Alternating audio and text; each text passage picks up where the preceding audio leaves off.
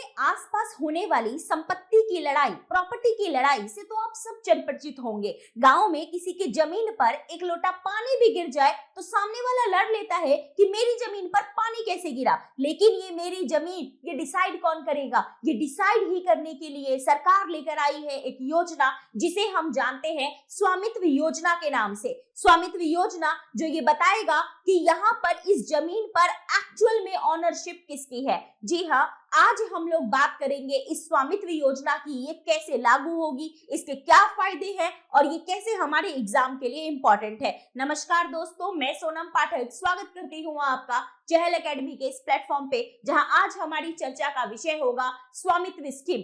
बात यह है कि ये स्वामित्व योजना जो 2020 कोरोना काल में यहाँ पर पायलट एक प्रोजेक्ट के आधार पर शुरू की गई थी, आज 5 सालों के बाद फिर से चर्चा का विषय क्यों बनी हुई है? इसके चर्चा में रहने का कारण है अभी वर्तमान में हमारे माननीय प्रधानमंत्री श्री नरेंद्र मोदी जी द्वारा क्या किया गया है, स्वामित्व कार्ड का वितरण किया गया है। 65 लाख प्रॉपर्टी कार्ड उन्होंने लगभग 50,000 गांव वासियों को, यहाँ पर 50,000 गांव के यहाँ पे लोगों को दिया है, जिससे लगभग 2.2 करोड़ लोगों को फायदा होगा। तो यहाँ हमने सबसे पहले समझा कि यह खबर ओवरऑल जो है वो सुर्खियों में क्यों रहा। इस खबर की अगर हम आगे बात करें तो सबसे पहले जानते हैं स्वामित्व, जिसका मतलब ही है कि भूमि पर आपके अधिकार को सुनिश्चित करना। इसके पूर्ण रूप की चर्चा करें तो इसका पूर्ण रूप है survey of village and mapping with the improvised technology in village areas.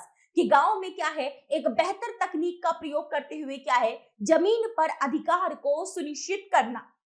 कहां पर? ग्रामीण में। तो हमारे लिए जो पहला प्रश्न बनता है कि यह योजना कहां के लिए है? ग्रामीण क्षेत्रों के लिए है। अगर स्टेटमेंट शहरी वाला बन जाएगा वहीं वो रॉन्ग हो जाएगा। दूसरा, इसका क्या उद्देश्य है कि गांव में रिकॉर्ड ऑफ राइट, इस पे आप ध्यान रखिएगा। क्या है शब्द? Record of right. मतलब यहाँ पर जो है सो अधिकार जो है, रिकॉर्ड ऑफ राइट जो इसका अभिलेख है उस पर अधिकारों को यहाँ पे सुनिश्चित करना। कैसा यहाँ का आलेख, माफ कीजिएगा, कैसा यहाँ पर आलेख, जो इसका प्रारूप है, जो जमीन है उसके रिकॉर्ड को यहाँ पर जो है वो सुनिश्चित करना। इस स्कीम के बारे में हम और बातें करें तो यहाँ पर क्या इसकी मूल विशेषताएं हैं? इस स्कीम की मूल विशेषताओं में सबसे सर्वप्रथम है, सबसे फर्स्ट है यूज ऑफ टेक्नोलॉजी, अर्थात तकनीकों का प्रयोग। इसमें क्या होगा? इसमें व्यापक स्तर पर ड्रोन टेक्नोलॉजी का प्रयोग किया जाएगा। मतलब यहाँ पर ड्रोन के माध्यम से जो है वो यहाँ पे पूरा का पूरा मॉनिटरिंग होगी ग्रामीण क्षेत्रों की, जिसमें क्या होगा, जीआई बेस जो है वो यहाँ पर पिक्चर्स जो है निकाला जाएगा।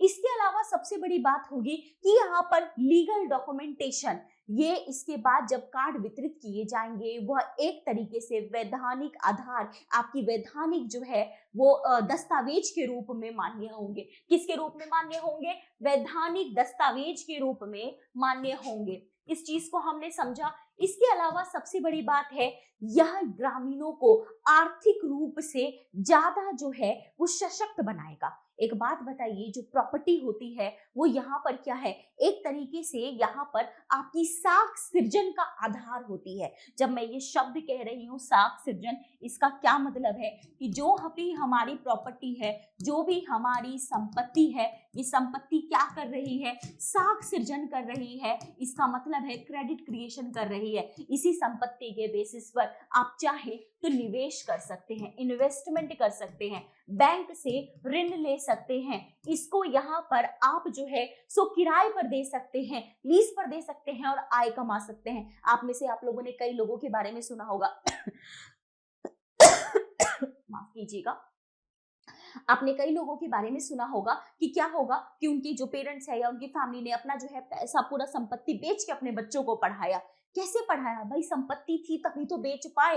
लेकिन कई लोगों का क्या होता है कि संपत्तियां तो रहती हैं लेकिन वो पूरा विवादित रहती है, जिसकी वजह से क्या है, उस संपत्ति पर वो अपना अधिकार ही नहीं जता पाते। सरकार भी इस बारे में सोच रही है कि वह अपना अधिकार उस पर जता पाए। इसके लिए क्या हो कि इन विवादों का जल्द से जल्द समाधान हो, ये विवाद हो ही नहीं, विवादों को हम कम कर सके। इसके लिए जरूरी है कि हम उनकी मॉनिटरिंग करके उनको अभी से ही एक स्वामित्व जो है उनको दे दिया जाए। इसके अलावा अगर हम आगे बात करें तो ये क्या है, एक तरीके से अब क्या है कि जमीन का जब एक व्यवस्थित तौर पर एक रिकॉर्ड आ जाएगा तो यह सरकार के लिए भी नीतियां बनाने में या टैक्सेशन के पॉलिसीज डिसाइड करने में बहुत ज्यादा जो है ये हेल्प जो है वो करेगी।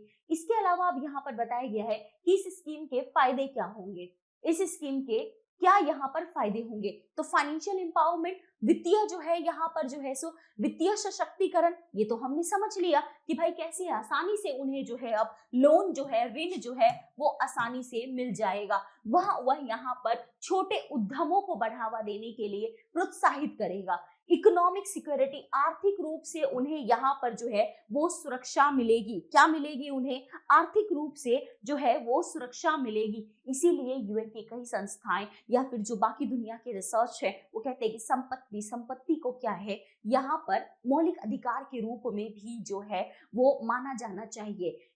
इवन जब यहाँ पर अधिकारों की बात होती है तो संपत्ति को यहाँ पर जो है वो यहाँ पर प्राकृतिक अधिकार के रूप में भी जो है वो कई बार वर्णित किया जाता है।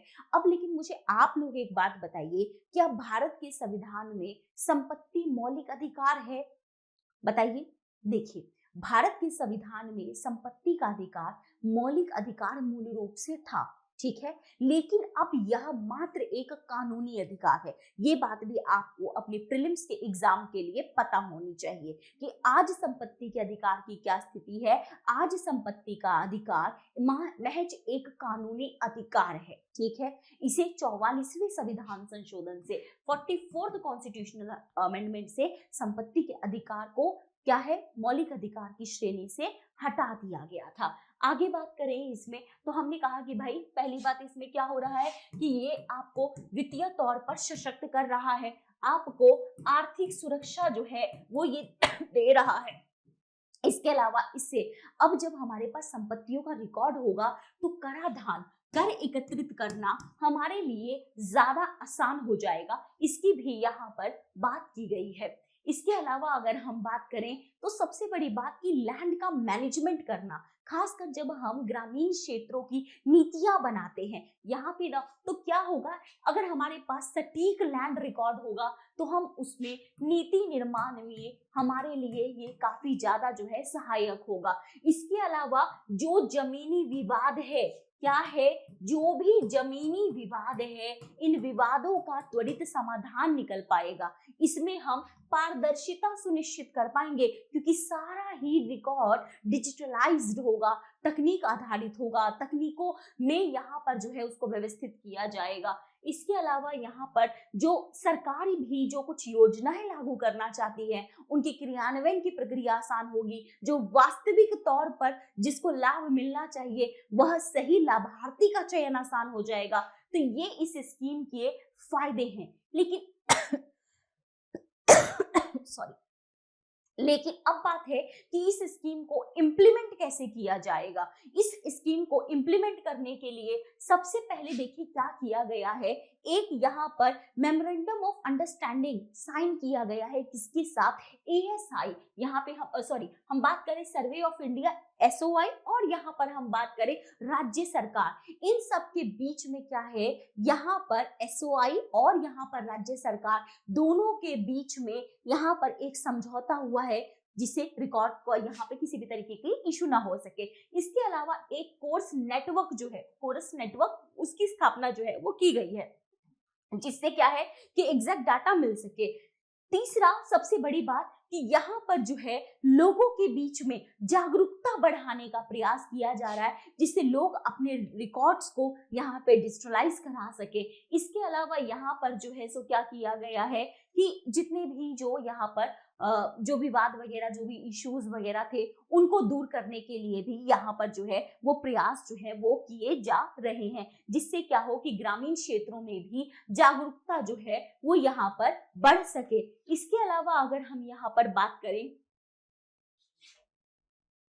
एक मिनट, तो इसके अलावा हमने बात की कि ड्रोन टेक्नोलॉजी का प्रयोग हो रहा है ताकि लार्ज स्केल को कवर किया जा सके। जीआईएस डाटाबेस का जो है वो यहाँ पर प्रयोग हो रहा है। इसके अलावा ग्राउंड स्तर पर भी, बिल्कुल यहाँ पर जमीनी स्तर पर भी चीजों की निगरानी की जा रही है और यहाँ पर लोगों के बीच में जो है वो प्रॉपर्टी कार्ड जो है डिस्ट्रीब्यूट किया जा रहा है। इस स्कीम का पूरा अगर हम प्रोग्रेस देखें कैसा रहा है, तो हमने शुरुआत में भी बात की थी कि ये योजना जब देखो लॉन्च की गई थी 2020 में, तब इसे मात्र एक पायलट प्रोजेक्ट के तौर पर लॉन्च किया गया था 9 राज्यों में। उन 9 राज्यों के नाम देखिए, हरियाणा, कर्नाटक, एमपी, महाराष्ट्र, यूपी, उत्तराखंड, पंजाब, राजस्थान और आंध्र प्रदेश। आज ये योजना, ठीक है, यहाँ पर क्या कर रही है, लगभग कितना कंप्लीट कर चुकी है, 3.17 लाख जो है विलेजेस को यहाँ पर कवर कर चुकी है, और जो लगभग यहाँ पर उसमें भी कवरिंग 92% ऑफ द टारगेट। अब यहाँ पर भी लेकिन फिर भी अगर हम देखें तो लगभग क्या है कि जब ये योजना को अभी फुली इंप्लीमेंट किया जाएगा, जिस तरीके से ये आगे बढ़ रही है, इससे क्या होगा कि हमारा ओवरऑल जो है, ओवरऑल हमारी इकोनॉमी को भी एक बड़ा बूस्ट मिलेगा। इकोनॉमी को कैसे बूस्ट मिलेगा, माना जा रहा है कि कम से कम यहाँ पर 100 LC का जो है वो बूस्ट मिलने वाला है, क्योंकि जब यहाँ पर लोगों के पास अपने लैंड रिकॉर्ड्स अपने नाम से आएंगे तो वह उसका जो है बेहतर इकोनॉमिक एक्टिविटी में प्रयोग करेंगे। यहाँ एक बात आपके जानने के लिए ये भी आवश्यक है कि याद रखिएगा, जो आपका बिहार है, जो आपका वेस्ट बंगाल है, ये आपके इस योजना में शामिल नहीं है। आपको याद रखना है, बिहार, वेस्ट बंगाल एंड आपका नागालैंड एंड मेघालय, ये 4 राज्य इस योजना में शामिल नहीं है। इनकी अपनी योजनाएं चल रही हैं, वो डायरेक्ट इस योजना के साथ एसोसिएटेड नहीं है। इसके अलावा आपको याद रखना है कि ये योजना कैसे भारत के लिए आगे जो है वो लाभ का काम करेगी। अभी क्या है, इंडिया प्लान कर रहा है कि इस योजना को वर्ल्ड लेवल पर वह इसको प्रेजेंट कर सके एज अ मॉडल के रूप में, जिसमें अभी आप देखेंगे कि क्या है, मार्च 2025 में एक वर्कशॉप आयोजित होने वाली है, किसके ऊपर, लैंड गवर्नेंस के ऊपर। ठीक है, ये जो है आपका लैंड गवर्नेंस के ऊपर, कहाँ पे, Africa, Latin America and south east Asia के बीच में एक कॉन्फ्रेंस जो है, एक तरीके का ये जो है एक वर्कशॉप जो है वो आयोजित होगा। भारत उसमें इसे प्रेजेंट करना चाहता है। दूसरा हम देखें यहाँ पर मई 2025 में world bank and land governance conference है वॉशिंगटन में, जिसमें भी क्या होगा, भारत इस योजना के सफलताओं को रखेगा। तो ये हमने ओवरऑल क्या देखा इस योजना के बारे में, एक बार आपके साथ वापस समरी कर लेते हैं। तो सबसे पहले हमने क्या चर्चा किया, हमने यहाँ पर जो है वो चर्चा किया स्वामित्व योजना का, कि स्वामित्व योजना सबसे पहले 2020 में ये जो है योजना किसके रूप में आई, एक पायलट प्रोजेक्ट के तौर पर आई।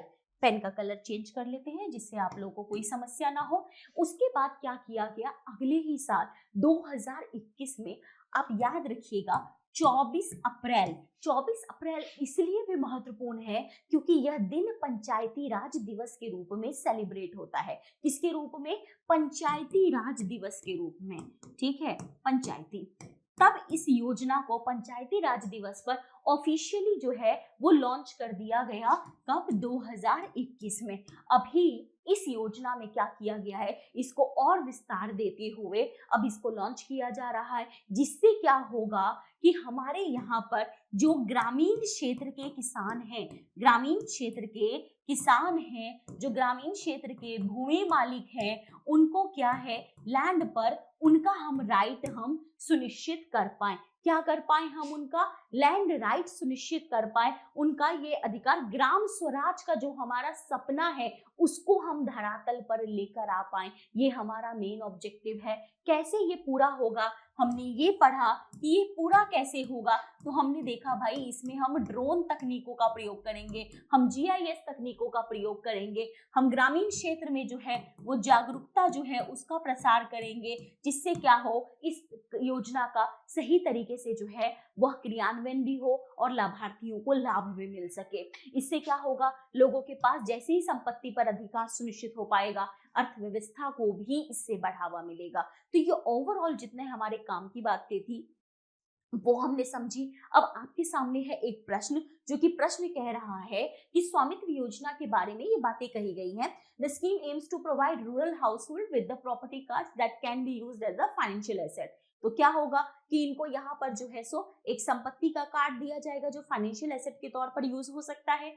दूसरा कह रहा है कि ड्रोन टेक्नोलॉजी जो है वो मैपिंग के लिए यूज होगा यहाँ पर इस स्कीम में। और तीसरा है यहाँ पर the implementation of the scheme is limited to the state of north northern India, कि सिर्फ नॉर्दर्न इंडिया यहाँ पर जो है इसकी इंप्लीमेंटेशन जो है वो लिमिटेड है। इनमें से कितने स्टेटमेंट सही हैं, कौन कौन सा सही है, दोनों फॉर्म में आप आंसर करें कमेंट सेक्शन में, ठीक है। तो कमेंट सेक्शन में आप इसका जवाब देने का जरूर प्रयास करें। मिलते हैं आपके साथ नेक्स्ट वीडियो में। यहाँ के लिए फिलहाल इतना ही है। Thank you very much. जय हिंद।